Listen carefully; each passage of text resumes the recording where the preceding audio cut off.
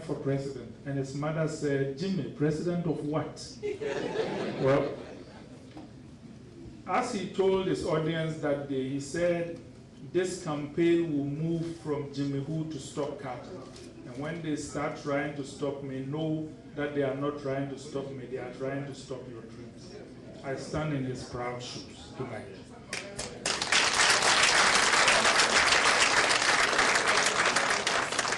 I am Akakobna Kennedy, and I'm running for president because I am upset with the state of our country half a century after independence.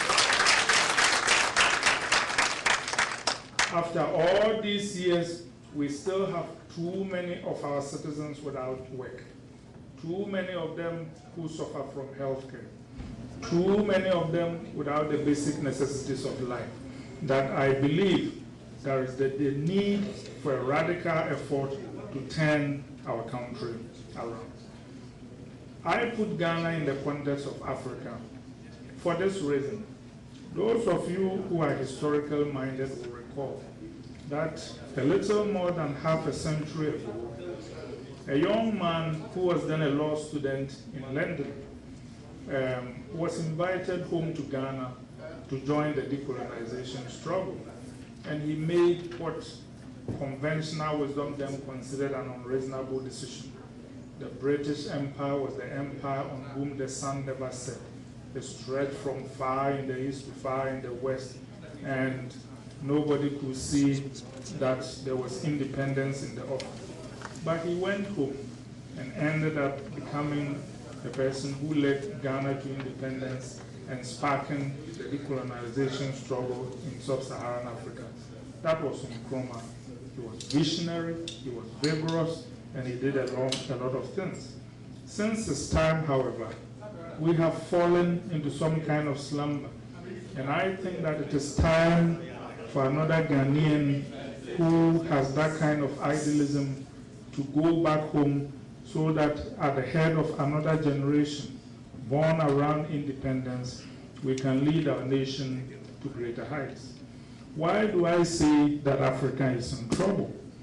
Indeed, nearly half a century ago, when the decolonization struggle started, a lot of people were very optimistic about the future of Africa. We had a lot of abundant natural resources. Our per capita GDP was twice that was Southeast Asia. And a lot of people thought we were going to go places. Indeed, out of those heady days came Nkrumah saying that we will do in a decade what it had taken other people a century to do. But alas, he was wrong. Today, as I speak, our per capita GNP in Africa is less than half that of Southeast Asia. When you look at Southeast Asia, 40% of their agricultural land is under irrigation. In Africa, the corresponding figure is 4%. Indeed, in 1980, Africa accounted for 6% of the world's trade.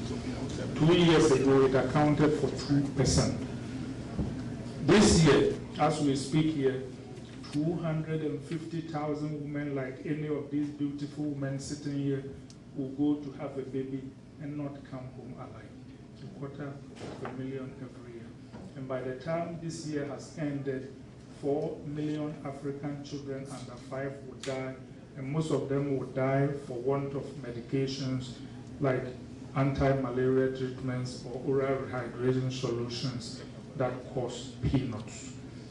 That is why I believe we need to do something about our nation. But I know about the Ghanaian attitude and the African attitude. Before I go to the Ghanaian attitude, somebody says, "You're running for president of Ghana, why are you talking about Africa?" I believe Ghana will be the catalyst to Africa's renaissance. But let me tell you what I think the problem with Ghana is. As we speak, people think that agriculture is the mainstay of Ghana's economy, employing about 60% of our population.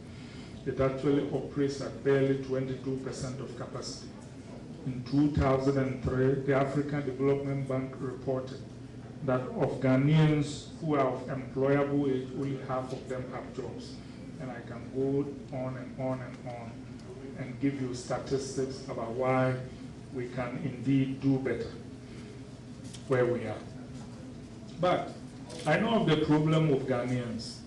They will tell you very passionately about how, depending upon whether you listen to President Kufuor's figures or Foreign Minister Nana Addo Dankwa's figures, we spend $4.5 to $8 billion a year home, and the people at home are mismanaging things, and every time they come, we give them resolutions about how to fix things, and they won't fix it. But when you ask them to help make a difference, everybody will shrink into the corner and say, nothing will ever change. It will always be the same. My brothers and sisters, let me tell you something. When you look at nations like America, Britain, Singapore, South Korea, and others that we admire, God did not hand those nations over ready-made to her citizens. They built those nations themselves. And if we are going to turn our nation around, you and I ought to get off our butts and start doing something. Otherwise, a quarter of a century from now, those with gray hairs will have grayer hair, those with black hair will have gray hair, and we'll be talking about the same.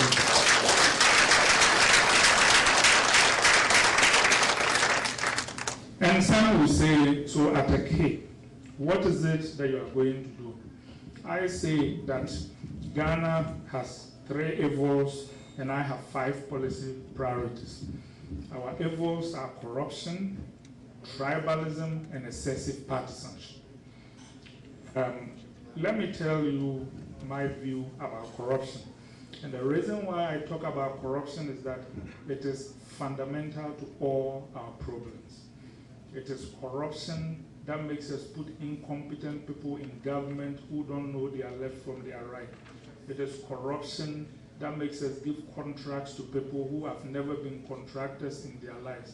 It is corruption that will make a headmaster give a position to somebody who didn't qualify in place of your child. Right. And you can go on and on and on.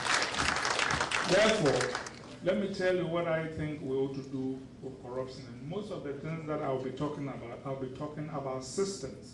First, we need transparency so that the people, after all, on whose behalf people get into government, can see what is it that their governments are doing. First, we should not only declare our assets, but have those assets publicized.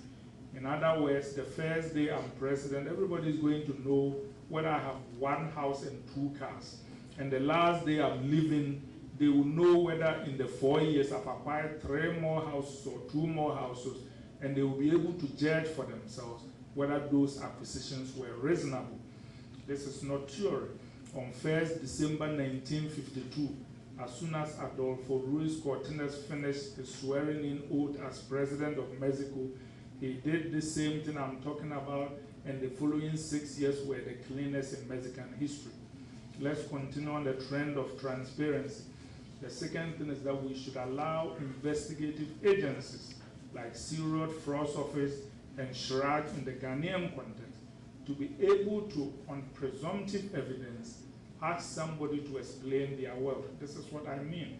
If you earn 100 cedis a month and you are spending 500 cedis a month, those organizations ought to be able to ask you to explain. Maybe your mother died and left you 10 million that we don't know about. But they did that in Singapore, and it reduced corruption significantly. Third, I say that in order to fight petty corruption, we should pay people like policemen who work in customs and excise reasonable wages, coupled with rigorous oversight and accountability. They did that in the state of Georgia in Eastern Europe, and between 2004 and 2006, they moved from one of the most corrupt nations in Europe to one of the cleanest. These things can be done. Next, we need judicial reform.